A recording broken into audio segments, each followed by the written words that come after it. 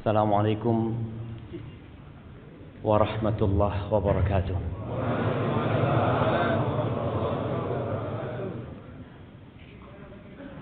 Alhamdulillah alladzi bi ni'matihi tatimmus shalihat. Segala puji bagi Allah Jalla Jalaluh yang karena nikmatnya kebaikan-kebaikan menjadi sempurna.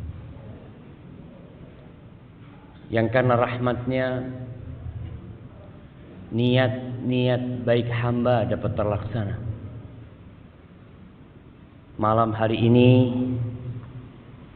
dengan hujan yang cukup deras kita bisa sampai ke tempat ini.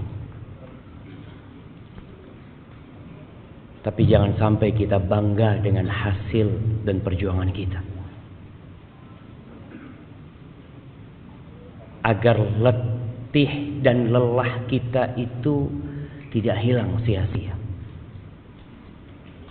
Gara-gara kita merasa telah berbuat baik. Allah yang berbuat baik kepada kita. Allah yang menggerakkan hati kita, menguatkan tubuh kita sehingga kita dapat melangkah ke tempat ini.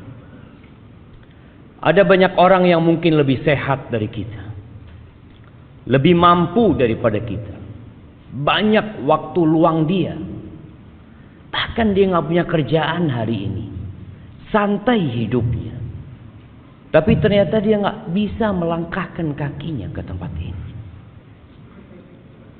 Maka hendaklah kita memuja dan memuji Allah Jalla Jalaluhu atas nikmat yang Dia berikan.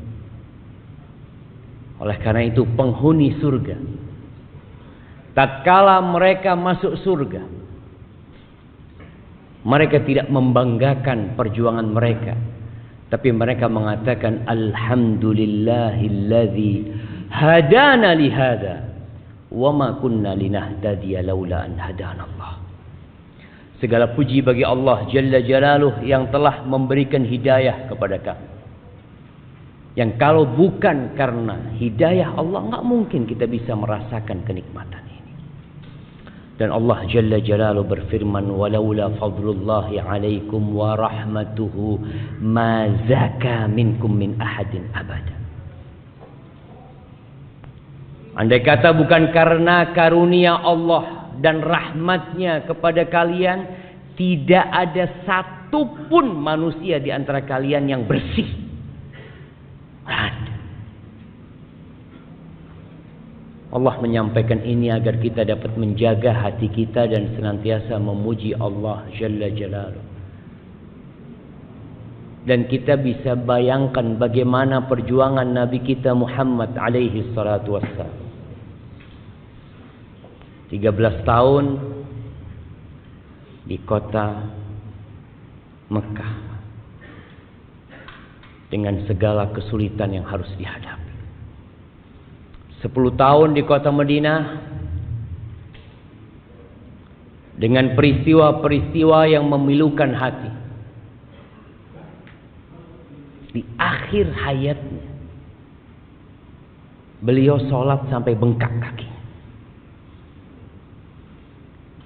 Ketika turun firman Allah, "Idza jaa nasrullahi wal fath wa ra'aitan nas yadkhuluna fi dinillahi afwaja."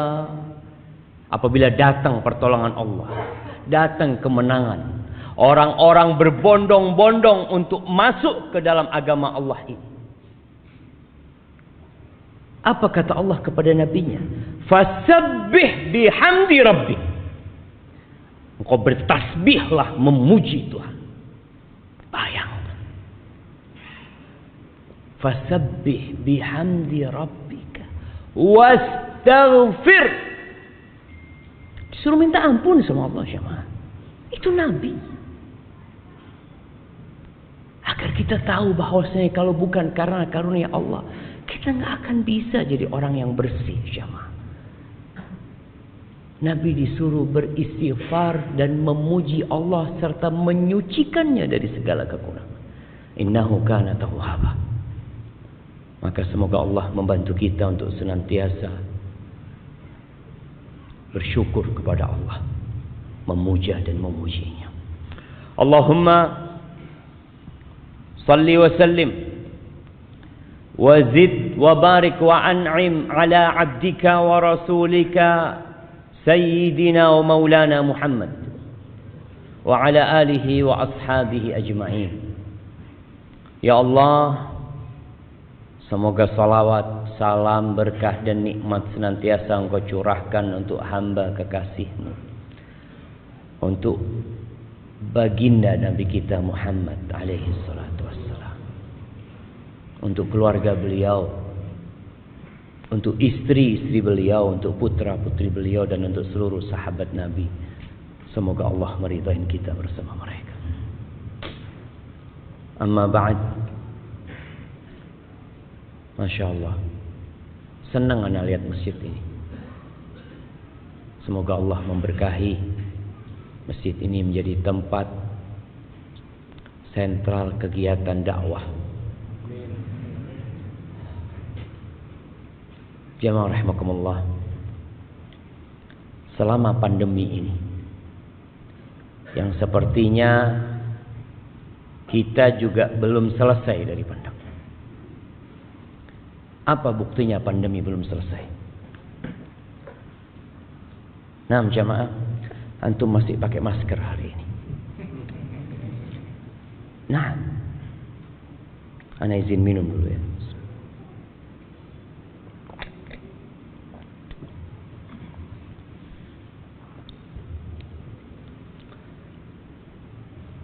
Selama pandemi,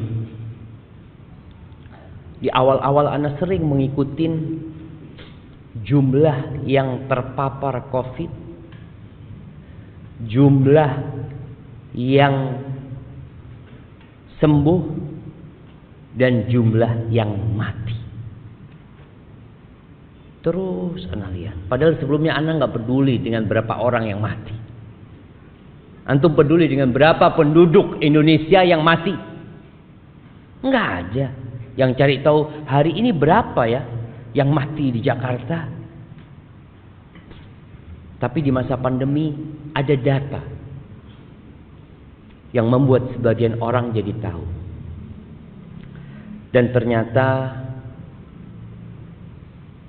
sebagian yang pergi meninggalkan dunia ini keluarga kita. Orang-orang yang kita cintai. Dahulu COVID itu sepertinya jauh. Tahu-tahu tetangga kita. Sebagian ada yang orang tuanya, anaknya, saudaranya. Dan ahibati fillah, ketika masa COVID itu sebagian saudara kita, sebagian kerabat kita keluar rumah dan tidak pernah balik ke rumah lagi. Langsung ke kuburan. Sampai kita melihat ada kejadian paksa membawa jenazah itu ke rumah. Udah mati nih orang. Udah selesai urusannya dengan dunia. Tapi keluarganya masih ingin ngurusin itu jenazahnya. Iya. Dia ingin merawat jenazah tersebut dan mengantarkannya dengan layak. Tapi sebagian gak bisa. Anak punya sahabat juga berangkat. Sebelum dia meninggal, dia sempat telepon sama anak. Dia ngomong, Ustaz, kalau anak meninggal dunia, anak minta Ustaz yang nyolatin anak ya. Kata dia. Anak ngomong, insyaallah sembuh antum. Ternyata betul dia berangkat. Dibawa jenazahnya pakai ambulan, nggak boleh turun dari ambulan.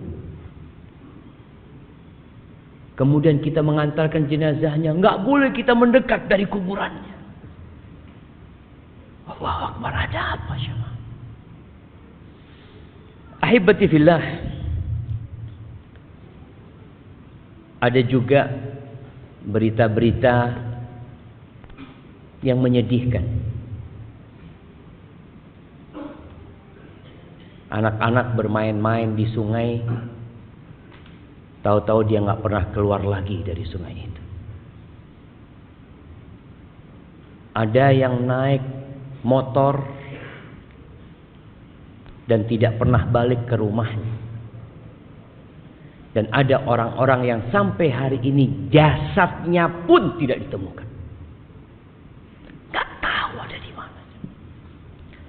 Tapi yang jelas ada kehidupan setelah kehidupan ini. Itulah yang akan kita bicarakan. Tentang perjalanan setelah kita mati. Kita kemana jemaah? Yang kita dapat lihat dengan kasat mata, orang itu meninggalkan rumahnya.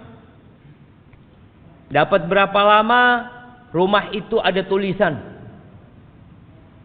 Apa tulisannya? Dijual. Iya, antum ngelihat. Rumah dijual. Kenapa? Udah mati orang. Udah jatuh kepada ahli waris. Dapat ya 4 bulan 10 hari, tahu-tahu ada undangan pernikahan. Siapa?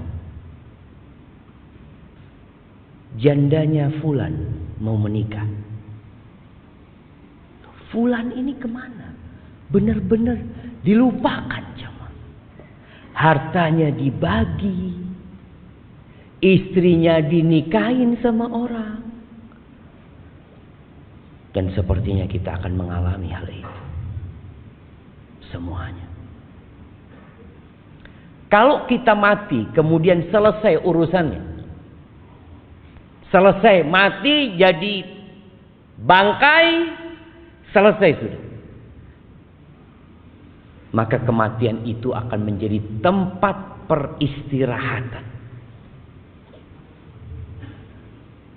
Akan menjadi tempat orang itu santai, selesai sudah urusannya dari beban dunia. Maka sebagian orang kepingin mati aku. Ketika dia sakit parah, dia berpikir ahsan mati. Bagaimana engkau tahu kematian itu lebih baik buat dirimu? Boleh jadi di tempat itu engkau lebih tersiksa. Maka Nabi SAW mengatakan, la yatamannayanna ahadukumul maut li dhurrin nazala bihi. Jangan ada yang berharap kematian gara-gara penyakit yang menimpanya. Karena kematian itu hazimul ladzat, pemutus segala kelezatan. Antum ketika hidup masih bisa menambah 1 kalimat tasbih. 1 kalimat tasbih. Subhanallah. Mungkin 2. Subhanallah. Mungkin 3. Subhanallah. Yang 1 tasbih itu bisa jadi lebih baik dari kota Jakarta.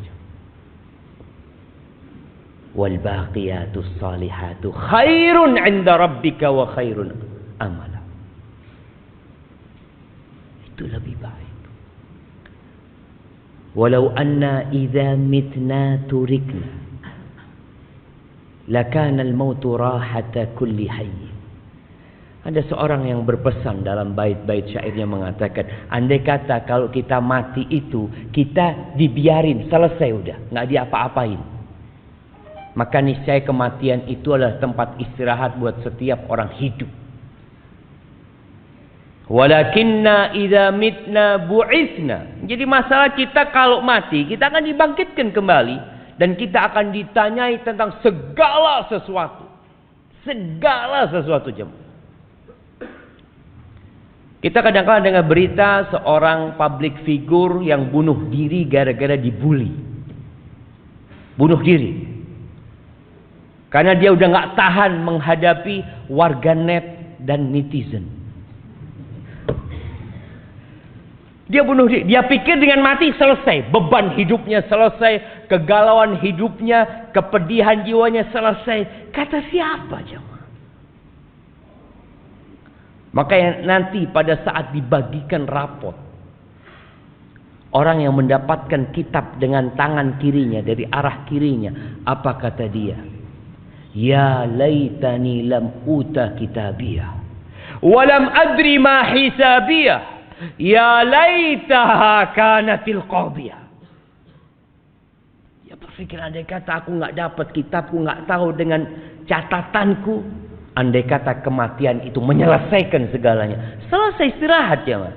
Antum punya utang, datang debt collector, ambil tali, seret, selesai sudah. Orang berpikir seperti itu. Dan sampai hari ini kita masih mendapati orang-orang yang bunuh diri. Karena dia berpikir dengan bunuh diri selesai.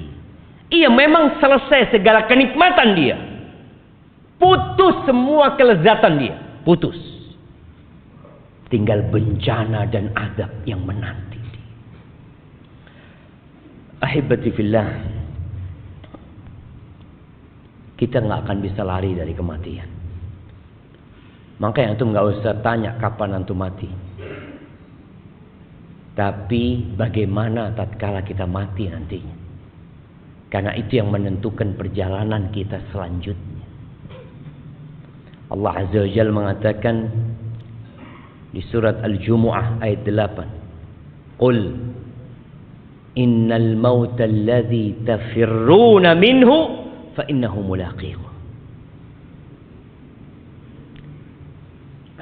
Katakan, sesungguhnya kematian yang kalian lari darinya, pasti dia akan menjumpai kalian. Jadi orang itu bukan dikejar sama malakul maut, tapi ditunggu jemaah. Orang ini lari ya ke tempat itu, takut dari kematian. Di situ ada malakul maut yang nunggu antum. Thumma turadduna ila alimil ghaibi wasyahadah. Setelah itu kalian akan dikembalikan kepada alimul ghaibi wasyahadah. Nah, tadi imam baca surat apa? Yang ditanya yang jawab. Nggak cukup kalau ana mau kasih sama antum semua. Dengar-dengar suara apa tadi antum? Surat apa? Belum paham antum? Surat Al-Hasyr. Pertama, pertengahan, terakhir. Terakhir, Masya Allah. Ana kasih hadiah buat antum. Masya Allah. 2 hadiahnya langsung jamaah. Barakallahu fiikum. Fadhal habib. Betul, ini buat hadiah. Kok dilihat sama antum? Soalnya panitia yang lihat kok besar banget hadiah. Nah, antum perlu baca tuh akhir surat Al-Hasyr. Antum perlu baca Al-Quran semuanya. Tapi ada ayat-ayat yang mengenalkan kita tentang Tuhan kita, yang kita nggak pernah berhenti memanggil namanya. Agar panggilan kita itu berbobot ketika antum mengatakan ya Allah. Siapa Allah? Antum kenal sama Allah. Masya Allah. Ada apa anda?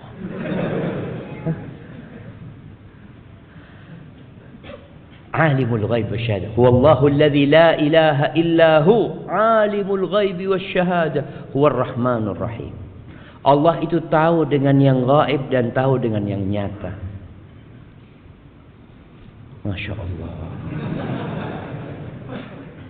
Jazakallah khair.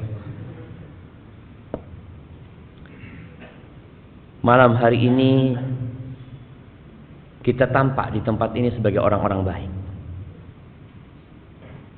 Tapi Allah tahu siapa kita yang sebenarnya. Kita bakal mendapatkan balasan dari setiap yang kita kerjakan. Kata Allah, fayunabbi'ukum bima kuntum ta'malun. Kelak Allah akan memberitahu kalian dengan apa yang kalian kerjakan. Ahibati fillah. Bagaimana perjalanan setelah kematian? Kita tahu dengan yang namanya sakaratul maut. Wa ja'at sakratul mauti bil haqq. Kematian itu ada sekaratnya. sakitnya perpisahan ruh dengan jasad itu akan dirasakan oleh semua orang.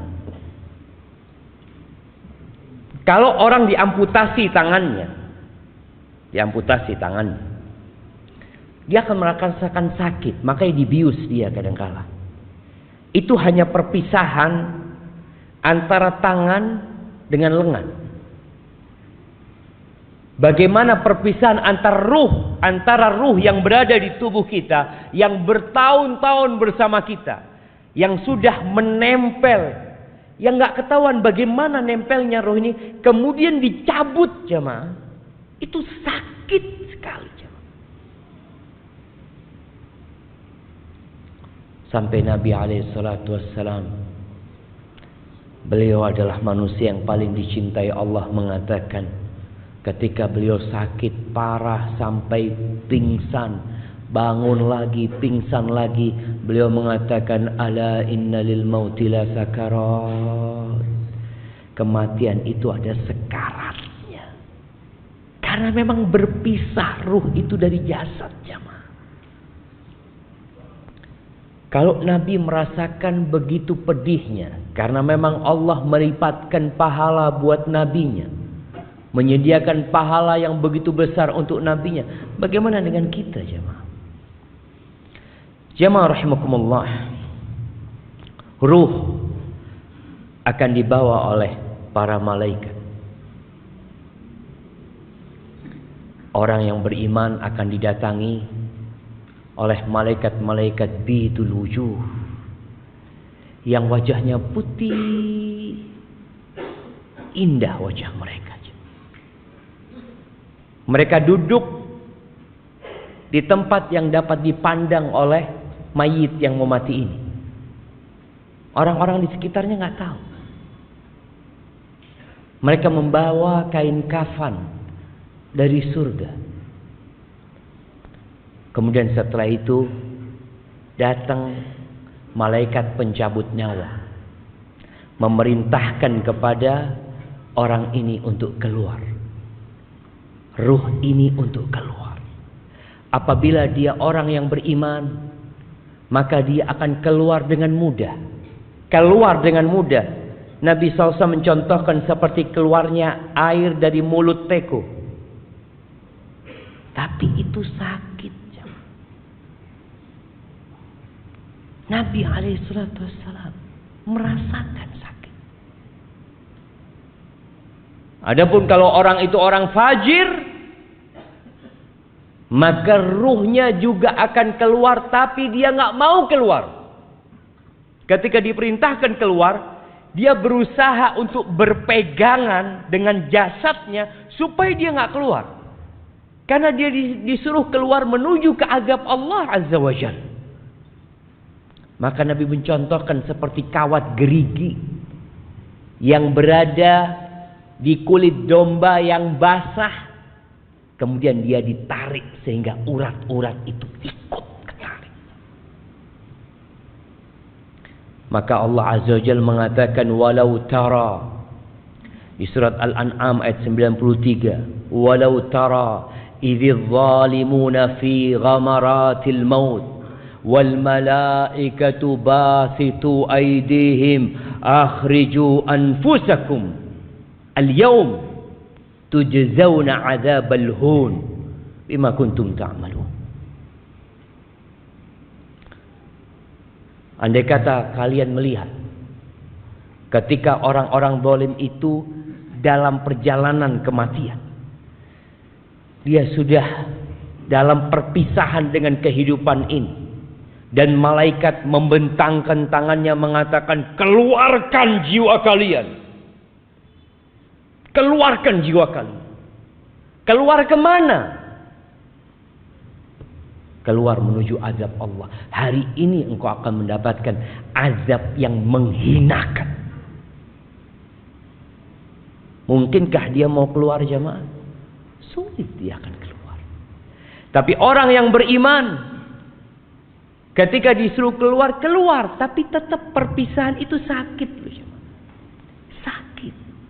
Makanya kenapa Nabi SAW sering-sering mengatakan kepada para sahabat, "Aktsiru dzikra hadhimil ladzat."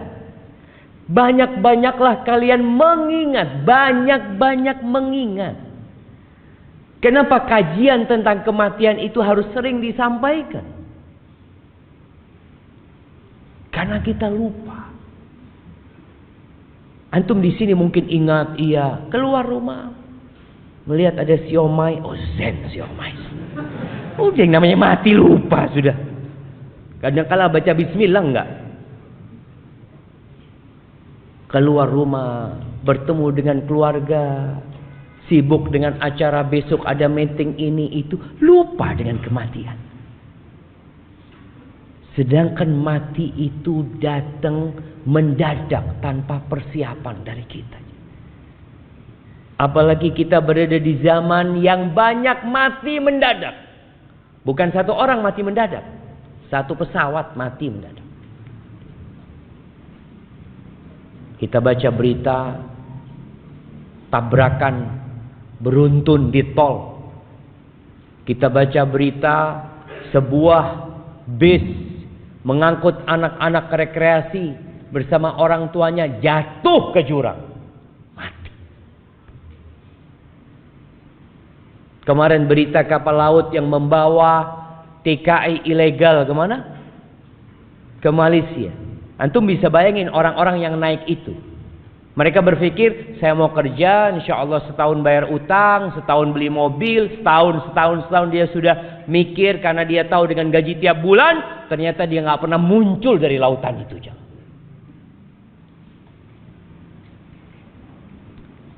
Ya, kita sering lupa.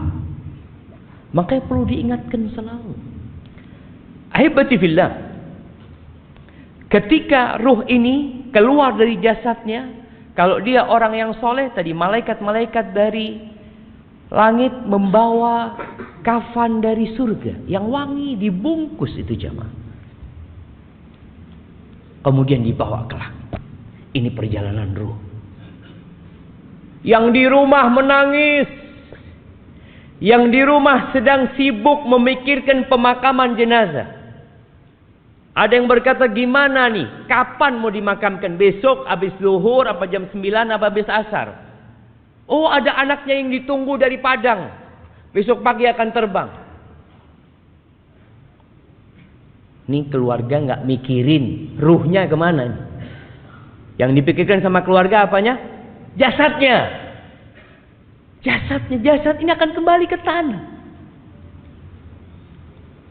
Kemudian malaikat membawa ruh itu menuju ke langit. Ini buat orang yang soleh. Hatta yantahu biha ila sama'id dunya. Ke langit yang terendah. Fayastaftihuna lahu. Kemudian mereka minta dibukakan izin untuk masuk. Fayuftah lahu. Dibukakan. Fayushayyi'uhu min kulli sama'in muqarribuha. Malaikat itu mengangkat ruh itu naik ke langit yang selanjutnya. Jadi dari setiap langit itu, malaikat-malaikat yang dekat itu mengantarkannya terus sampai ke langit yang ketujuh. Mereka mengatakan, ini siapa ini gitu loh. Kok wangi orangnya? Disebutkan dengan namanya yang paling indah yang disebutkan di bumi. Ada orang-orang yang amalannya tiap hari diangkat jamaah. Diangkat terus amalan ini ke atas sana. Tapi ada orang yang gak pernah diangkat amalan kebajikannya. Dosa yang terus diangkat. Ketika sampai ke langit ketujuh, fayaqulullah azza wa jal, Allah berfirman, uktubu kitab abdi fi illi. Catatan hambaku ini dalam illiyin. Dalam catatan yang milik orang-orang soleh di tempat yang tinggi dan indah. Wa aiduhu ilal ard. Kembalikan dia ke bumi. Setelah dari atas, jalan ke atas, dibalikin ke bumi. Fa inni minha khalaqtuhum wa fiha u'iduhum wa minha ukhrijuhum taratan ukhra. Allah mengatakan, sesungguhnya aku dari tanah menciptakan mereka. dan kepada tanah aku akan kembalikan, dan akan dikeluarkan dari tanah pula kelak pada hari kiamat. Maka akhirnya ruh itu dikembalikan ke jasadnya, kalau ada jasadnya. Karena kadang-kala orang tanya, Ustaz, gimana kalau orang itu dimakan sama ikan hiu? Yang makan ikan hiunya 17. Belum lagi nanti ikan yang kecil-kecil makan. Allah ala kulli syai'in qadir. Kalau kita bicara kekuasaan kita, kemampuan kita, ya kita akan bingung jemaah. Tapi kalau kita kenal sama Allah Azza wa Jal, innama amruhu idza arada syai'an ay yaqula lahu kun fayakun. Maka tatkala itu dimasukkan kembali ke jasadnya, mulai dia akan melewati proses fitnah, ujian. Ini ujian terakhir manusia ketika dia dikuburnya. Kenapa setiap sholat kita dianjurkan berdoa di akhir tasyahud kita, Allahumma inni a'udzubika min azabil qabr wa min azabi jahannam wa min fitnatil mahya wal mamat. Fitnah kehidupan dan kematian. Ini fitnah kematian yang akan dirasakan oleh setiap jiwa nanti. Dia didudukkan oleh malaikat, ditanya tentang 3 pertanyaan. Adapun kalau orang kafir yang mati atau orang fajir, maka sama, ruhnya akan diangkat. Nabi SAW menyebutkan fayas'aduna biha fala yamurruna biha ala mala'in minal malaika. Dibawa tuh ke atas, tidak pernah mereka melewatin malaikat kecuali malaikat akan mengatakan ma hadzal ruhul khabith. Ruhnya siapa? Ruh yang busuk ini siapa? Nggak kenal tuh malaikat-malaikat. Fayaquluna fulan bin fulan. Disebutkan nama itu. Ya bukan, mudah-mudahan bukan nama kita yang disebutkan jahat. Ada yang disebutkan nama orang ini. Orang yang jahat ini. Bi akbahi asma'ihi allati kana yusamma biha fid dunya. Dengan nama yang paling buruk yang dinamakan dia di dunia.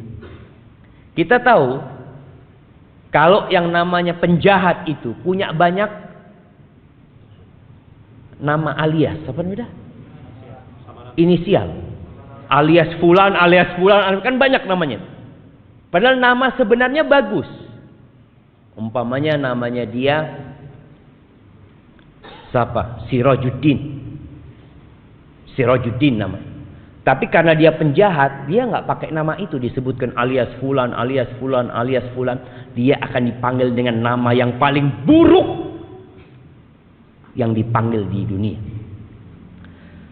Kemudian hatta yuntaha bihi ila sama'id dunya, sampai ke langit dunia, minta dibukakan, fala yuftahu lahu, nggak dibukakan buat ruh ini. Thumma qara'a Rasulullah SAW la tufattahu lahum abwabus sama, nggak akan pernah dibukakan buat mereka pintu-pintu langit. Wala yadkhulunal jannah, dan tidak akan pernah masuk surga tuh orang kafir. Masih ada orang-orang yang mengatakan mungkin di surga itu ada orang non muslim, ada orang kafir fulan. Mungkin iya, orang Islam ada yang mengatakan itu. Kita katakan nggak ada orang kafir di surga. Emangnya ustadz yang punya kunci surga? Emangnya antum juga punya kunci surga, bisa masukkan terserah antum? Antum bisa memasukkan semau antum. Anda mau masukkan fulan. Yang punya surga itu Allah Azza wa Jal. Dan Allah katakan wala yadkhulunal jannah, mereka tidak akan pernah masuk surga, nggak bakalan masuk surga sampai onta itu masuk di Samil khiyat, di lubangnya jarum. Nggak bakalan. Andai kata mereka datang dengan sepenuh bumi ini emas. Emas jemaah. Mereka ingin menembus diri mereka. Innal ladzina kafaru wa matu wa hum kuffar falan yuqbala min ahadihim mil'ul ardi dhahab. Itu orang-orang kafir yang mati dalam kondisi kafir. Yang mati loh jemaah. Kalau yang masih hidup kita doakan semoga dapat hidayah. Semoga dia mendapatkan petunjuk. Tapi yang mati dalam kondisi kafir, kata Allah Azza wa Jalla, tidak akan diterima dari mereka sepenuh bumi ini emas. Ana pernah sodakoh ketika hidup segunung Semeru emas, nggak diterima. Jangan Semeru, sepenuh bumi ini emas, tapi karena engkau kafir, nggak bakal diterima sama Allah Azza wa Jalla. Nggak akan dapat menebus dirinya. Sedangkan orang-orang beriman, apa kata Nabi SAW? Ittaqun nar walau bisyiqqi tamrah. Selamatkan diri kalian dari api neraka walaupun dengan setengah butir kurma. Jangan bicara sepenuh bumi ini emas. Setengah butir kurma itu dapat menyelamatkan kita dari api neraka. Asalkan beriman. Emangnya permintaan Allah berat ya ma? Allah hanya minta qul la ilaha illallah. Allah minta itu. Nabi SAW ketika berdakwah keliling ke pasar-pasar di kota Mekah, ke tempat-tempat perkumpulan orang-orang Quraisy, ke tenda-tenda orang-orang yang sedang haji dari berbagai penjuru Jaziratul Arab. Apa yang Nabi pinta dari mereka? Kemudian beliau membaca firman Allah, "Wa man yusyrik billah faka'annama kharra minas sama fatakhtafu at-tayr." Barang siapa yang melakukan kesyirikan, menyekutukan Allah, maka dia seperti seorang yang jatuh dari langit kemudian disambar oleh burung. Au tahwi bihi rih fi makanin sahih, atau dibawa oleh angin menuju tempat yang jauh sekali. Kemudian ruhnya dibalikin ke jasadnya lagi, maka dimulai pertanyaan oleh Munkar dan Nakir. Ahibati fillah, ketika ini bicara yang di dunia sekarang, yang sibuk dengan jasadnya, ruh ini sudah melakukan perjalanan, yang di rumah masih sibuk. Sibuk ngapain? Kuburannya belum digali, belum nemu kuburan, masih sibuk mencari tempat untuk memandikan jenazah. Padahal Nabi SAW bersabda, "Asri'u bil janazah." Dalam hadis riwayatkan Imam Bukhari dan Muslim, "Asri'u bil janazah." Cepat kalian ngurus jenazah itu, cepat. Udah selesai urusan di zaman dunia, udah selesai gitu. Kalau nggak ada yang ditunggu lagi, cepat selesaikan. Fa in taku salihatan, kalau jenazah itu jenazahnya orang soleh, fa khairun tuqaddimunaha ilaih, maka itu kebaikan yang disegerakan buat orang ini. Dia akan mendapatkan tempat yang indah nantinya di sana. Wa in taku siwa dzalik, tapi kalau ternyata dia orang yang bukan orang baik, maka fasyarrun tabaunahu an biqabikum, keburukan yang lebih cepat kalian taruh dari pundak kalian, selesaikan. Dan ternyata jenazah ini di alam yang berbeda. Tadi ruh itu hidup, yang mati itu jasadnya. Dalam hadis riwayat Imam Bukhari, Nabi SAW mengatakan, "Idza wudi'atil janazah," kalau jenazah itu diletakkan, "fahtamalaha rijal ala a'naqihim," lalu ditaruh sama lelaki-lelaki di atas pundak mereka.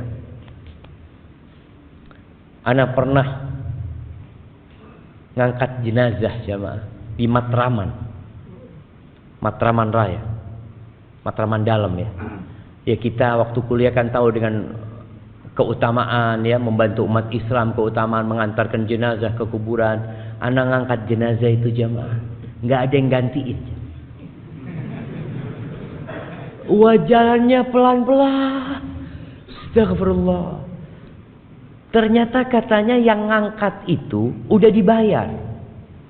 Jadi ketika kita gantikan dia alhamdulillah. Kata dia tinggal kita. Itu pulang, Allahu Akbar. Nabi SAW menyuruh kita menyegerakan. Jalannya jangan pelan-pelan. Cepat antarkan jenazah itu. Selesai udah urusannya. Ada yang mengatakan, pelan-pelan. Pelan-pelan mau kemana pelan-pelan? Oke, pengantin jalannya pelan-pelan. Ada orang sudah mati. Kata Nabi SAW, fa'in kanat salihah. Kalau yang kita bawa itu orang soleh, qalat, jenazah ini akan berkata, qaddimuni, segerakan aku. Yang di sini pelan-pelan ngangkatnya. Wa in kanat ghaira salihah. Kalau ternyata jenazah itu bukan orang soleh, pantas antum pelan-pelan bawanya. Karena dia akan mengatakan, ya wailaha, aina tadhhabuna biha. Dia akan mengatakan, mau dibawa kemana aku ini? Mau dibawa kemana sama kalian? Karena ketika dicabut nyawanya, dia sudah diancam sama malaikat untuk menuju kepada azab Allah Azza wa Jalla. Sehingga tatkala dibawa, dia tahu bentar lagi akan digabungkan dengan ruhnya, dia akan merasakan azab. Yasma'u sautaha kullu syai' illa al-insan. Mendengar suaranya semua, segala sesuatu kecuali manusia. Walau sami'al insan la sa'iq. Kata Nabi SAW, kalau manusia mendengarkan, pasti dia akan pingsan. Mendengarkan teriakan ruh ini. Ahibati fillah, udah ditaruh di kuburan. Kita lihat bagaimana anak yang soleh mensegerakan berangkatnya jenazah ayahnya. Ketika sampai kalau ditanya, ayo siapa yang mau turun? Ayo anaknya fulan turun. 3 orang turun. Diangkat tuh jenazah. Ditaruh. Kemudian dihadapkan ke kiblat. Lalu dikasih kayu, dikasih bambu atau apa. Kemudian mulai tanah itu diambil untuk diuruk ini kuburan. Ada yang mengatakan anaknya tolong diinjak-injak. Kuburan bapaknya suruh injak-injak. Nah, selesai urusan ayah. Selesai dikuburkan. Nabi biasanya alaihi salatu wassalam berdiri mengatakan kepada para sahabatnya, Istaghfiru li akhikum. Wasalullaha lahu tathbit. Fa'innahu al-an yus'al. Mohonkan kepada Allah ampunan dan mohonkan kepada Allah supaya dikasih keteguhan dia. Dia sedang ditanya.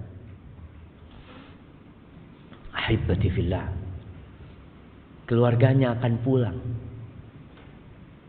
Anaknya nangis berapa lama? Setengah jam. Bentar. Anak beberapa kali ngantarkan jenazah. Tahu-tahu anaknya udah pulang duluan. Kenapa? Udah capek Ustaz, dari tadi malam gak tidur. Antum gak mikir ayahmu lagi ngapain di sana? Aduh, kan urusan ayah sendiri Ustaz. Wallahi sahih jamaah. Orang-orang akan meninggalkan kita. Kata Nabi SAW, ketika dia masuk di dalam kubur ini, ditinggal sama keluarganya. Di hadis Bara' bin Azib tadi, lanjutan hadis Bara' bin Azib yang diriwayatkan Imam Tirmizi, fayatihi malakan.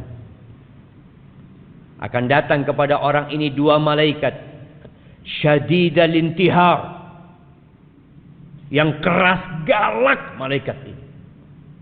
Dalam riwayat lain dikatakan azraqani aswadan. Rupa malaikat ini blue black. Tahu blue black? Apa bahasa Indonesianya? Biru hitam. Ada orang hitam sampai biru ya. Antum ini hitam apa biru? Ini malaikat Nabi nyebutkan. Memang digambarkan malaikat itu makhluk yang menakutkan ketika itu untuk menyidang orang ini. Maka dikatakan fitnah, jamaah. Fitnah. Kenapa kita terus berdoa memohon kepada Allah, ya muqallibal qulub, tsabbit qalbi ala dinik. Kenapa Nabi di atas kuburan tadi menyebutkan wasallallahu lahu tasbit, mohonkan kepada Allah keteguhan. Karena berat sekali fitnah di sana. Wa yujlisani, disuruh duduk orang ini. Gimana antum didudukkan sama makhluk yang menakutkan gitu ya. Fayaqulani lahu man rabbuk, ma dinuk, man nabiyuk. Maka akan ditanya 3 pertanyaan. Oh, pertanyaan itu gampang, Ustaz. Ahibati fillah, antum pernah melihat orang yang dibawa sama polisi dari rumahnya, kemudian ditutupi kepalanya, kemudian dinaikkan ke mobil, ditaruh di tempat yang gelap gulita, kemudian mulai diinterogasi orang ini. Siapa namamu? Apa? Nama. Tanya nama saya. Dia akan kebingungan. Ditanya sama polisi ini, dari mana engkau? Ini itu. Dia bingung, ada apa ini? Dia mau jawab, kadang-kadang lupa dengan jawaban-jawaban yang sebenarnya dia tahu, jemaah. Masya Allah. Kita azan dulu. Nah, kita lanjut. Nah, jemaah, kita lanjutkan dulu. Karena kalau kita mau sholat sekarang, kayaknya ada banyak yang harus terusir dari dalam sini. Nanti waktu sholat yang sebagian mungkin harus keluar ya. Yang tadi sholat di dalam tetap di dalam. Yang tadi sholat di luar, keluar. Masa Ustaz? Astagfirullah. Baik, ahibati fillah. 3 pertanyaan tadi tidak dijawab dengan hafalan. Kalau bicara hafalan, Sunok Hogron hafal Quran. Ada orang-orang munafikun hafal Quran. Tapi menjawab pertanyaan itu dengan keyakinan. Makanya kalau orang itu adalah orang yang beriman, bukan orang yang pura-pura beriman. Bukan yang imannya karena ikut-ikutan. Tapi imannya khalisan lillah. Maka dia akan menjawab mengatakan Rabbi Allah wa dinil Islam wa Nabi Muhammad sallallahu alaihi wasallam. Kemudian akan ada yang menyeru dari langit mengatakan an sadaqa abdi. Benar. Benar. Tapi kalau dia orang munafik, fajir, ketika ditanya man rabbuk, ma dinuk, man nabiyuk, dia mengatakan sami'tu nas yaqulun faqultu. Jawaban dia, bisa dia jawab Tuhannya Allah, bisa dia jawab Nabinya Muhammad SAW, bisa dia jawab Islam agamaku. Tapi apa kata dia? Aku mendengar orang mengatakan itu, aku pun mengatakan seperti itu. Orang mengatakan Nabinya Muhammad, ya aku katakan Muhammad. Tanya agamanya apa? Oh, Islam. Islam, KTP-nya Islam dia. Tapi ternyata dia bukan orang yang benar-benar beriman. Hanya pura-pura beriman. Maka akan ada yang menyeru dalil mengatakan an kadzaba abdi. Bohong dia selama ini. Ahibati fillah, Ibnu Hibban dan Imam Tabrani meriwayatkan dari Abu Hurairah radhiyallahu anhu, dari Nabi alaihi salatu wassalam, beliau mengatakan walladzi nafsi biyadi, walladzi nafsi biyadihi Demi yang jiwaku berada di tangannya. Yani demi Allah Azza wa Jalla, yang jiwa kita semua ada di tangan Allah. Innal mayyita la yasma'u khafqa ni'alikum hina tuwalluna anhu mudbirin. Sesungguhnya mayit itu mendengarkan suara sandal kalian ketika kalian pergi meninggalkannya. Kita lihat yang ramai, tahu-tahu sepi, senyap. Fa in kana mu'minan, kalau dia orang yang beriman, kanatis shalah 'inda ra'sihi, maka salat akan berjaga di kepalanya. Dalam riwayat lain dikatakan bacaan Quran. Karena orang salat biasanya baca Quran. Akan ada di arah kepalanya. Jagain orang ini. Waz-zakatu an yaminihi was-shaum an yasarihi. Zakat di kanannya, puasa di kirinya. Salatnya benar orang ini. Puasanya benar.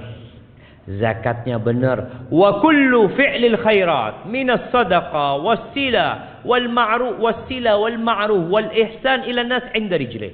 Semua amal kebajikan lainnya yang seperti sedekah sunnah, silaturahim, berbuat amar ma'ruf nahi mungkar, berbuat baik kepada orang, itu akan berjaga-jaga di kakinya.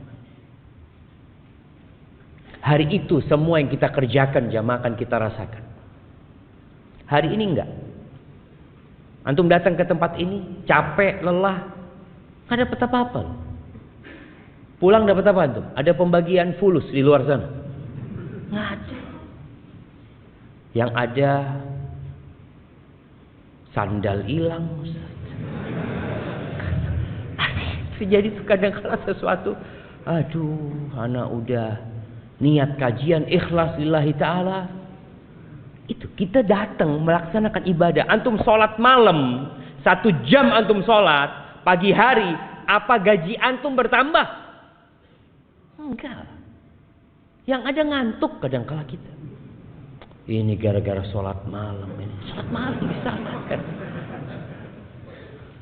Kita ibadah benar jemaah. Makanya orang kadang-kala heran lihat orang Islam berpuasa. Sampai ada cerita kawan di Jepang. Dia nggak boleh puasa sama perusahaan tempat dia kerja. Jangan, kata dia. Kok nanti sakit. Kata dia, enggak, ini perintah Tuhanku.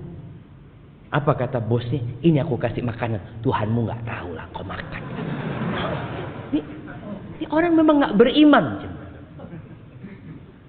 Kita puasa di dalam kamar, tidak ada satupun yang melihat kita. Kita nggak makan, kita nggak minum. Karena kita beriman gitu. Maka disinilah bagaimana zakat di kanan, puasa di kiri, jagain orang ini. Keluarganya udah pulang, harta yang dia kumpulkan juga sudah dibagi mungkin. Tapi hanya amalan yang kata Nabi SAW akan menemani di kuburan. Dan Nabi sebutkan secara spesifik amalan ini ada di mana. Menjagain orang ini. Fayu'ta min qibali ra'sih. Didatangin dari arah kepalanya, mau diazab orang ini, mau disiksa. Apa kata salat? Ma qibali madkhal. Nggak bisa, dari arahku nggak ada cara masuk dari arahku. Salatnya lengkap jemaah. Tapi gimana dengan yang salatnya cuma Jumatan doang? Ini orang salatnya lengkap. Kata dia, nggak ada pintu masuk dari arah aku, nggak bisa. Wa yuta an yamini, dari kanan datang. Maka zakat mengatakan nggak ada. Orang ini selalu membayar zakat, gitu deh. Nggak ada. Masuk dari tempatku nggak bisa. Dari yang lain mungkin bisa, tapi dari sini nggak bisa. Dia memang jaga di sana. Datang ke kanan, masya Allah. Puasanya belain orang ini. Ada sebagian orang yang rajin zakat, tapi nggak puasa. Kita juga melihat ada orang yang puasa Ramadan, tapi nggak sholat. Kalau waktu berbuka, masya Allah, buka bersama kita, insya Allah. Waktu sholat maghrib, aduh, anak pulang duluan. Ada orang nggak sholat ya, man. Maka engkau akan lihat dari mana engkau akan disiksa. Kemudian datang dari arah kirinya, arah kakinya, semua amal soleh, perbuatan baik kepada manusia akan mengatakan ma qibali madkhal, nggak ada tempat masuk dari tempatku. Fayuqalahu ijlis. Dia katakan duduk engkau sekarang. Udah, malaikat ini nggak bisa nyiksa orang ini. Lalu diperintahkan untuk duduk. Fayajlis. Duduk. Ini di alam barzakh. Yang tadi kita bicarakan keluarganya ini mungkin anaknya sudah tidur, istrinya udah capek semua. Ini orang belum selesai urusan. Kemudian orang ini duduk. Qad muthilat lahu syamsu qabl danat lil ghurub. Digambarkan kepada orang ini di alam sana ada matahari yang sedang mau tenggelam. Apa kata Nabi SAW? Orang ini tanya lagi, akhbirna amma nas'aluk. Kita mau tanya sama engkau jawab pertanyaan kami. Apa kata orang ini? Da'ni hatta usalli. Tunggu dulu, aku mau sholat dulu, kata dia. Karena dia orang yang rajin sholat. Ketika lihat matahari mau tenggelam, dia tahu belum sholat, dia kata dia. Biarkan aku mau sholat dulu. Mau sholat asar mungkin dia. Pikiran dia, ini orang kalau sudah cinta dengan sholat, dia tidak akan pernah berpikir meninggalkan sholat. Fayuqal innaka sataf'al. Engkau akan sholat bentar lagi, kata malaikat ini. Tapi jawab dulu pertanyaan kami. Lalu orang ini mengatakan, wa amma tas'alunani. Apa yang kalian hendak tanyakan? Pertanyaan yang pertama disebutkan dalam hadis ini, ara'aita hadzal rajul alladzi kana fikum. Apa pendapatmu tentang orang ini? Apa kesaksianmu atas dia? Lalu orang yang tanya, siapa? Muhammad. Muhammad maksud. Dia langsung tahu siapa yang dimaksud sallallahu alaihi wasallam. Fa yuqalu na'am. Iya betul tentang Muhammad. Asyhadu annahu Rasulullah sallallahu alaihi wasallam. Tadi kita dengar azan. Kenapa kita dianjurkan untuk menjawab azan itu? Supaya yang bersaksi bukan hanya muazzinnya, antum juga bersaksi. Maka Nabi SAW mengajarkan agar kita tatkala mendengar muadzin mengatakan asyhadu anna Muhammad Rasulullah wa ana asyhad. Wa ana asyhad, dan aku juga bersaksi bahwa Muhammad adalah Rasulullah. Jangan dibiarkan lewat itu kesaksian jemaah. Wa annahu ja'ana bil bayyinat min indillah. Dia datang membawa kebenaran dari sisi Allah. Fasaddaqna. Maka kami percaya dengan dia. Yakin sama dia. Fayuqalu lahu ala dzalika hayy. Di atas itu engkau hidup. Dan di atas itu engkau mati. Wa alaihi tub'atu insyaallah. Dan engkau akan dibangkitkan di atas kalimat itu juga. Kesaksian itu. Adapun kalau orang-orang munafik tadi kita sudah sebutkan bagaimana dia menjawab. Malaikat akan mengatakan kepada la darait wala talaut. Engkau enggak tahu, engkau enggak belajar, engkau enggak baca, hidup hanya ikut-ikutan saja. Maka akan ada yang menyeru dari langit mengatakan hambaku ini telah berdusta. Ahibati fillah. Selesai pertanyaan, Allah Azza wa Jalla memberikan sebuah karunia kepada orang yang soleh ini. Apa? Ada yang menyeru dari langit mengatakan hambaku telah jujur benar. Fa'afrishuhu minal jannah. Kasih dia permadani dari surga. Kadangkala ada kuburan yang kita lihat becek. Musim hujan ini sampai pakai pompa air ngeluarkan air. Kadangkala kering dikit langsung dimasukkan itu jenazah, udah selesai sudah. Tapi kalau dia orang soleh, setelah pertanyaan selesai, hamparkan bagi dia permadani dari surga. Wa albisuhu minal jannah. Berikan pakaian dari surga. Waftahu lahu baban ilal jannah. Bukakan bagi dia pintu ke surga. Maka dibukakan di kuburnya itu. Dibukakan pintu. Sehingga datang aroma surga. Wanginya surga. Dan kuburnya kata Nabi SAW. Wa yufsahu lahu fi qabrihi madda basarih. Kuburnya diluaskan sepanjang dia memandang. Karena apa? Karena kuburannya ada di kuburan yang mahal di Jakarta? Sandiaga.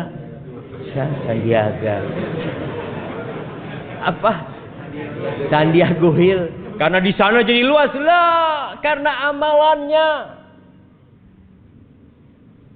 Dalam kehidupan di dunia ini kita mendapatkan bagian kesenangan bukan karena amalan. Antum bisa lihat orang-orang yang selalu berada di saf pertama kadangkala hidupnya miskin, melarat. Tiap malam dia baca 1 juz. Sulit ekonominya. Bencana menimpa dia. Karena memang dunia ini darul amal, tempat untuk beramal, bukan untuk bersenang-senang di sini. Hisabnya nanti. Maka ini orang ketika sudah dikuburnya, walaupun menurut orang becek, kena air hujan ini dan itu, tapi karena amalan dia sejatinya telah dibentangkan kuburannya, dihamparkan permadani surga, dibukakan pintu surga. Jemaah antum bisa merasakan orang kepanasan, tahu-tahu kalau dibuka jendela, masuk AC, Allah enaknya. Dan dia akan merasakan aroma dan udara surga itu mulai di kuburan sana. Bagaimana Rasul sallallahu alaihi wasallam pernah mengatakan, innal qabra awwalu manzilatin min manazilil akhirah. Kuburan itu tempat persinggahan pertama ke akhirat. Terminalnya itu di kuburan tuh. Kalau di situ mudah hidupnya, yang selanjutnya insya Allah aman. Tapi kalau sudah di sana nggak benar, yang selanjutnya akan lebih berat. Kemudian ya namanya orang kalau sendirian, walaupun tempatnya luas nyaman, tetap kesepian. Antum bisa rasakan. Antum dikasih rumah luasnya 500 meter persegi. Kamarnya ada 17. Antum sendirian jemaah. Kira-kira gimana perasaan antum di sana? Kayaknya ahsan ana di gubuk reot tapi sama sahib-sahib. Ada kawannya. Maka Allah memberikan kawan kepada orang ini. Wa yatihi rajulun hasanul wajhi. Datang kepada seorang dengan wajah yang indah. Hasanul thiyab, pakaiannya bagus, thayyibur ri, aromanya wangi. Lalu tiba-tiba orang ini mengatakan, absyir billadzi yusurruk. Bergembiralah engkau dengan yang menyenangkan hatimu. Hadza yaumuka alladzi kunta tu'adu. Ini hari yang engkau dikasih janji. Kita semua dikasih janji sama Allah. Allah akan kasih balasan sama kita. Allah tidak pernah ingkar janji. Dan itu hari pertama Allah menepati janjinya, akan adanya pahala yang sudah Allah jelaskan. Allah menepati janji di dunia dan menepati janji di akhirat. Tapi ini dalam kehidupan akhirat. Ini hari yang engkau telah dijanjikan. Akan adanya hari kebangkitan nantinya. Dimulai dari sini. Kemudian orang ini tanya, ya Allah, mudah-mudahan kita yang mengatakan itu. Man anta? Kamu siapa ya? Tak kenal orang. Fawajhukal wajhul ladzi yaji'u bil khair. Wajahmu wajah orang yang membawa kebaikan, kata dia.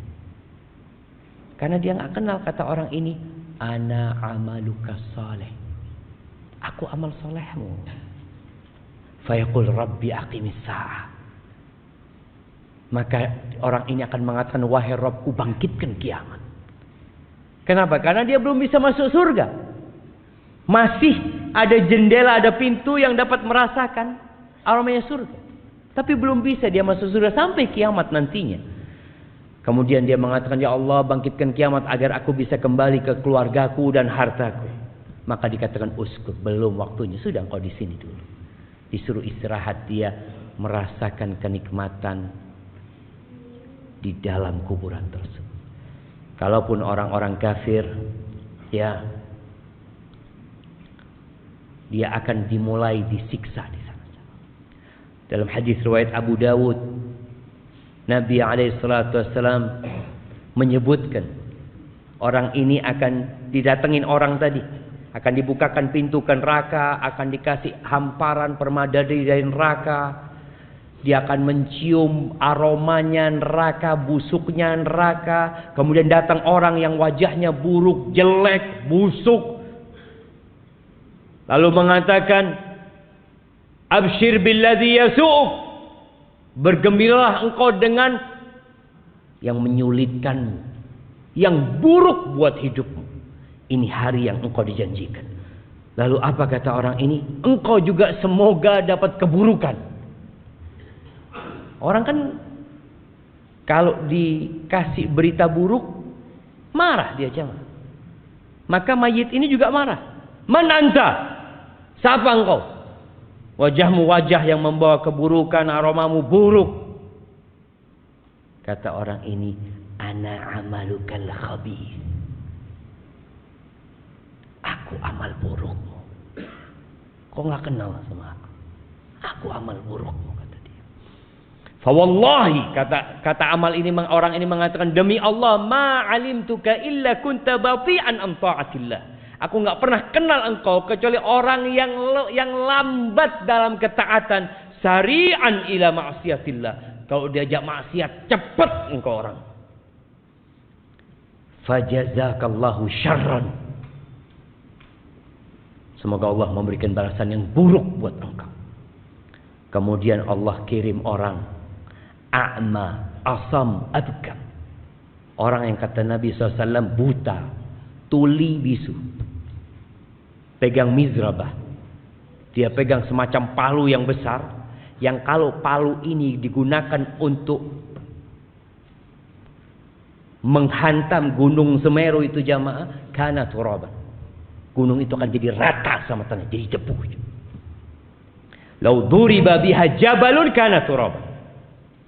Fayadribuhu, maka orang ini dipukul dengan palu itu sampai menjadi debu. Kemudian dikembalikan, kemudian dipukul. Dia berteriak-teriak, dia menjerit. Tapi nggak ada gunanya. Nggak ada penyesalan yang bermanfaat pada waktu itu. Selesai sudah. Karpetnya dari neraka, aroma neraka datang, maka dia hidup dalam ketakutan sampai kiamat. Berapa tahun kita hidup di dunia? 70 tahun mungkin. Kalau sampai. Maka ahibati fillah, jangan sibuk dengan perjalanan hidup di dunia, lupa dengan perjalanan hidup setelah kematian yang akan lebih lama dan lebih panjang hidup kita di sana. Nabi kita Muhammad alaihi salatu wassalam, berapa lama hidup di rumah yang hanya 5 kali 5? Berapa lama beliau hidup di rumah itu? Di kota Madinah beliau hidup 10 tahun di tempat itu. Di Mekah penuh dengan gangguan, hidup selama 53 tahun Nabi SAW. Hanya 63 tahun di muka bumi ini. Dan Nabi di kuburannya sudah berapa tahun? Antum? Berapa tahun Nabi di kuburan?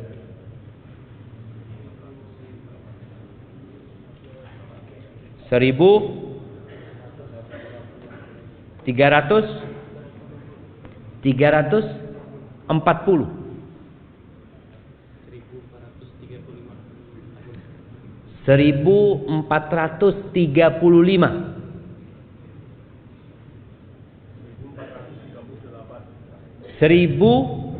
1438. Kapan Nabi mati? Ngitungnya itu dari tanggal Nabi meninggal dunia. Nah, 1380. Ya, hampir benar. Belum benar. 1433. Sekarang tahun berapa?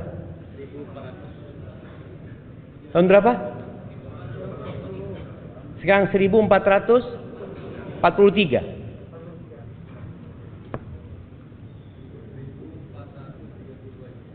1432 jemaah. Nabi meninggal tahun 11 Hijriah.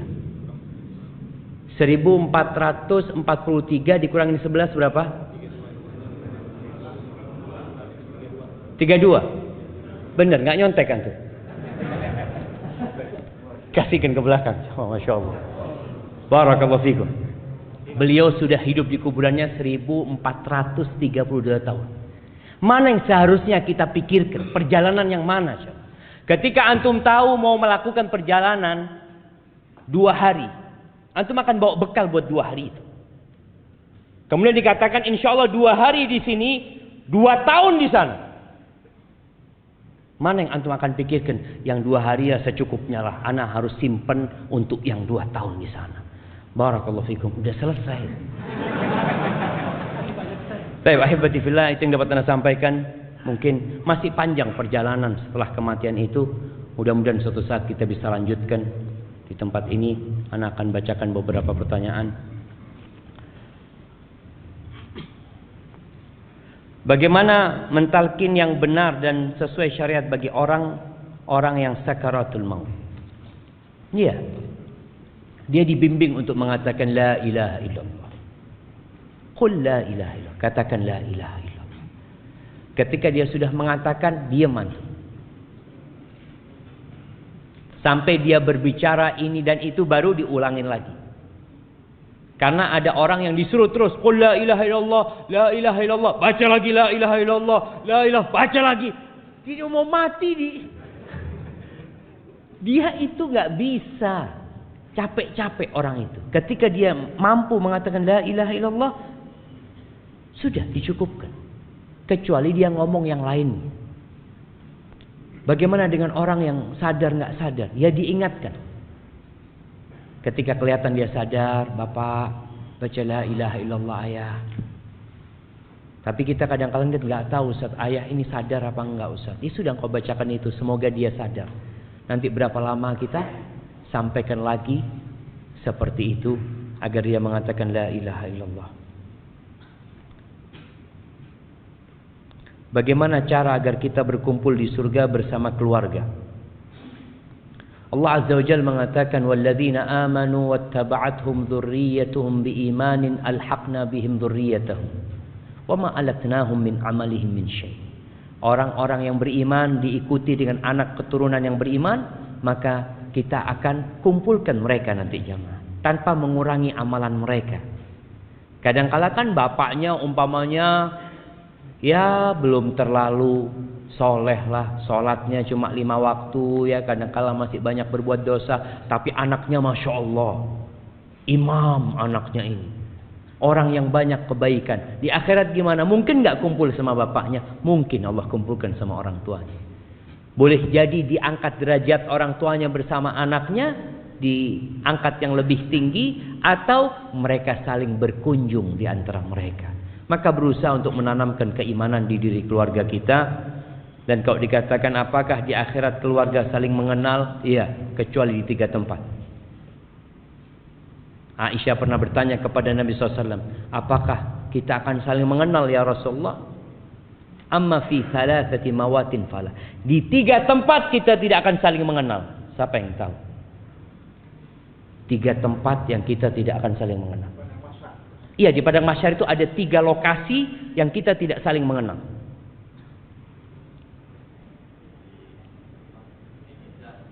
Di mizan, pada saat pembagian kitab amal, di sirat, Masya Allah, barakallahu fikum. Anak kasih yang besar buat antum jamaah. Nah, kasihkan kepada beliau itu, Masya Allah. Iya, di 3 tempat kita nggak akan saling mengenal. Ketika pembagian rapot, semua orang akan mengatakan nafsi, nafsi, nggak mikirin bapaknya, nggak mikirin anaknya. Bahkan Allah katakan yauma yafirrul mar'u min akhi wa ummihi wa abihi wa sahibatihi wa bani. Orang itu kan lari dari orang tuanya, lari dari anaknya, istrinya, keluarga, lari dia, nggak mau kenal sama mereka karena takut dimintain amalan, dimintain pahala sama mereka. Maka Nabi SAW mengatakan amma fi thalathati mawatin fal, nggak akan saling mengenal. Ketika pembagian rapot, sampai tahu di tangan mana dia mendapatkan rapot itu. Ketika dia dapat dengan tangan kanannya, dia akan ingat sama keluarganya. Baca nih kitabku, baca. Dia gembira. Yang kedua, ketika timbangan. Ditimbang, dia hanya berpikir apakah timbangan dia berat kebaikannya atau keburukannya. Dan yang ketiga sirat. Ketika melewatin sirat, doa para nabi pada waktu itu hanya salim, salim. Seperti itu. Barakallahu fikum.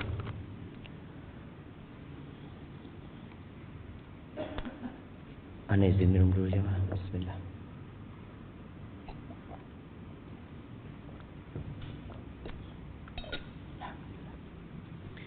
Saya seorang perempuan. Saya sedang belajar untuk mengenal Allah dengan lebih baik lagi. Dan ini pertama kali saya datang ke kajian. Masya Allah. Saya senang sekali dengan temanya. Ustaz, saya mau bertanya. Di mana letak keadilan Allah?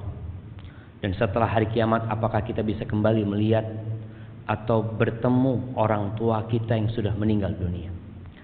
Ahibati fillah.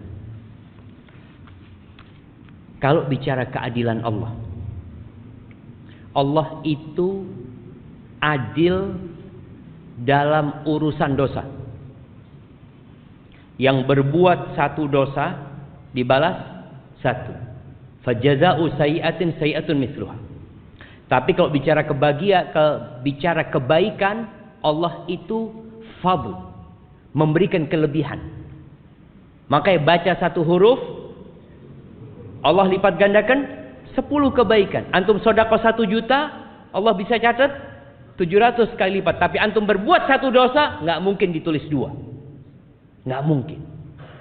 Bahkan keadilan Allah, man hamma bihasanah, yang ingin berbuat kebaikan kemudian tidak bisa melakukannya. Umpamanya dia kepingin datang kajian, ya Allah aku mau datang kajian nanti sore ini, tahu-tahu hujan, dia nggak berangkat, ditulis kebaikan buat dia. Kalau dia hadir, maka Allah tulis 10 kali lipat. Wa man hamma bi sayyi'ah falam ya'malha. Yang ingin berbuat dosa kemudian dia urungkan, ditulis kebaikan. Ini karunia. Tapi kalau dia melakukan dosa 1, ya sudah, Allah akan balas, akan tulis 1. Inilah keadilan Allah Jalla Jalaluhu. Allah mengatakan, wa nada'ul mawazinal qista liyaumil qiyamati fala tudlamu nafsun syai'a. Kami akan meletakkan timbangan yang tepat. Nggak ada kecurangan di sana. Nggak ada satupun yang akan dirugikan. Nggak ada. Wa in kana mithqala habbatin min khardalin ataina biha wa kafa bina hasibin. Walaupun yang dia amalkan itu seberat biji sawi. Ini orang punya banyak dosa, dia punya kebaikan seberat biji sawi, Allah akan datang, ini kebaikanmu, nggak dilupakan jemaah. Kalau di dunia kita berbuat baik, lalu kita berbuat salah sama kawan kita biasanya mengatakan, sudah nggak ada maaf buat engkau. Tapi Allah enggak. Itu keadilan Allah Jalla Jalaluhu. Dan Allah mengirim para rasul supaya nggak ada alasan lagi untuk membantah Allah buat manusia. Dikasih tahu Allah itu tidak akan mengazab kecuali sudah mengutus rasul ke tempat itu. Barakallahu fikum. Kalau bertemu dengan orang tua tadi kita sudah sampaikan ya, kalau orang itu beriman, insya Allah kita bisa berkumpul kembali dengan orang tua kita yang mati dalam kondisi beriman. Bagaimana cara mengatasi kecemasan yang berlebihan karena memikirkan kematian seperti kehidupan setelah mati? Takut amal yang tak cukup. Jazakumullah khair. Ahibati fillah. Ada kondisi khawatir dengan kematian yang terpuji. Ingat mati semakin taat sama Allah. Semakin banyak istighfarnya. Meninggalkan kemaksiatan. Tapi ada orang yang ingat mati lalu nggak beramal. Dia cuma duduk doang. Ini berarti bisikan iblis. Ya apa saja kalau saya mati ya? Ya kalau mati semua orang mati. Tapi bagaimana engkau ketika mati itu yang harus dipikirkan. Maka kita harus memperbanyak amal soleh. Kematian itu pasti datang. Bukan hanya antum yang mati. Ada orang yang takut mati sehingga nggak mau keluar rumah. Takut Ustaz nanti nyebrang ketabrak. Emangnya antum kalau di rumah nggak mati? Apa antum nggak takut kalau di rumah tahu-tahu ambruk rumahnya? Semua akan mati. Maka kita disuruh mempersiapkan diri. Limithli hadza fa'iddu. Nabi pernah berdiri di atas kuburan, orang lagi gali kuburan. Nabi mengatakan kepada para sahabatnya sallallahu alaihi wasallam, limithli hadza fa'iddu, untuk yang seperti ini hendaklah kalian persiapkan. Afwan, saya ingin bertanya, bagaimana jika kita mati sebelum bertaubat? Dan bagaimana jika kalau sudah bertaubat sedangkan kita pernah melakukan dosa yang besar? Ahibati fillah, man taba taballahu alaih. Barang siapa yang bertobat, Allah akan menerima taubatnya. Tapi orang yang mati dalam kondisi belum bertobat, selama dia tidak melakukan kesyirikan, fa amruhu ilallah. Tergantung kehendak Allah. Kalau Allah ampuni orang itu. Kalau Allah mau siksa, Allah siksa dengan dosanya. Intinya, selama orang itu mati dalam kondisi Islam, mentauhidkan Allah, ada harapan diampuni. Baik diampuni kemudian dimasukkan ke surga, baik dimasukkan ke neraka dahulu untuk dicuci kemudian diangkat ke surga. Karena orang yang beriman niscaya akan masuk surga. Tapi tadi kondisinya tergantung amalan dia nantinya. Dan orang masuk surga itu karena rahmat Allah Azza wa Jalla. Ahibati fillah,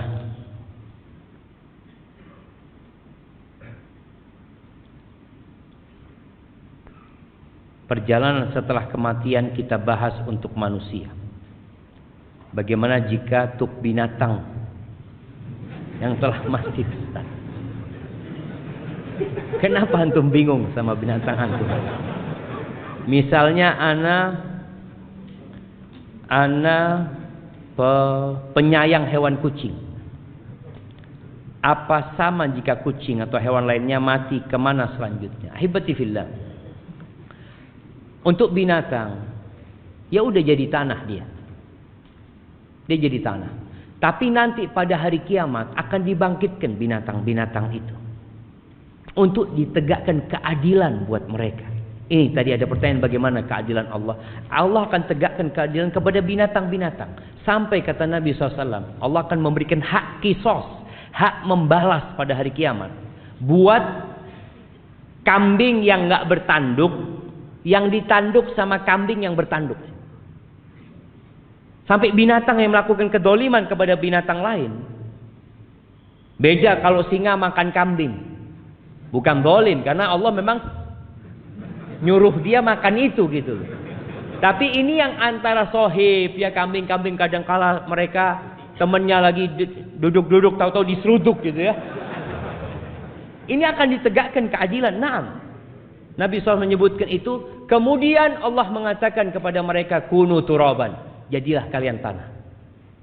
Ketika orang-orang musyrikin melihat persidangan itu dan melihat binatang-binatang menjadi tanah, mereka mengatakan, ya laitani kuntu turaba. Andai kata aku jadi tanah seperti mereka.